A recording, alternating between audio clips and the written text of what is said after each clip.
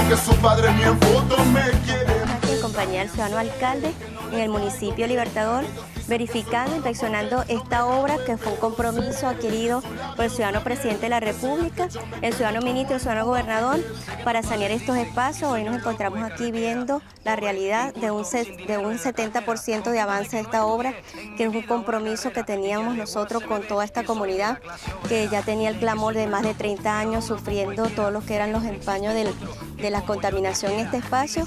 Hoy vemos la realidad que llevamos un 70% de avance de esta obra, que lleva un monto aproximado de 43 millones de bolívares fuertes. Sí, agradecer primeramente a Dios, ya que estamos viviendo un momento bien bonito para el municipio de Libertador.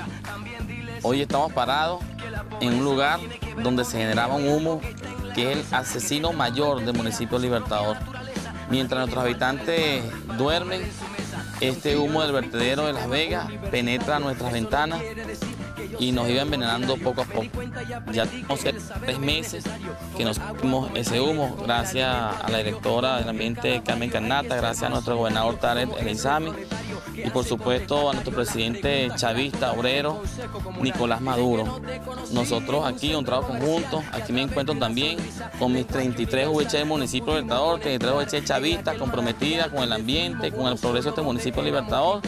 Aquí están también los concejales del municipio, el director de Obras Públicas, ingeniero Carlos Castillo, y todo el tren de trabajo. Es un trabajo que venimos realizando nosotros desde hace meses para acá y dándole respuesta a un pueblo que tuvo que esperar más de 40 años, que llegara un gobierno revolucionario, comprometido con el 5º objetivo histórico del Plan de la Patria, que nosotros, comandante Hugo Chávez.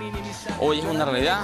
Aquí se ve todo el material que tenemos nosotros de cobertura, aquí se ven todas las maquinarias que están trabajando, aquí tenemos la mejor disposición al lado del Poder Popular, de nuestras ONG, de nuestros vecinos, de nuestros organismos, y hasta que no terminemos la labor, no vamos a irnos del lugar. Nosotros cumplimos y en campaña fue una promesa, hoy estamos a punto de hacerlo realidad para que vean que en Revolución estamos haciendo las cosas como este pueblo se la merece. Este vertedero va a estar saneado prontamente. Fue una promesa y lo vamos a cumplir. Muchas gracias. ¡Bravo!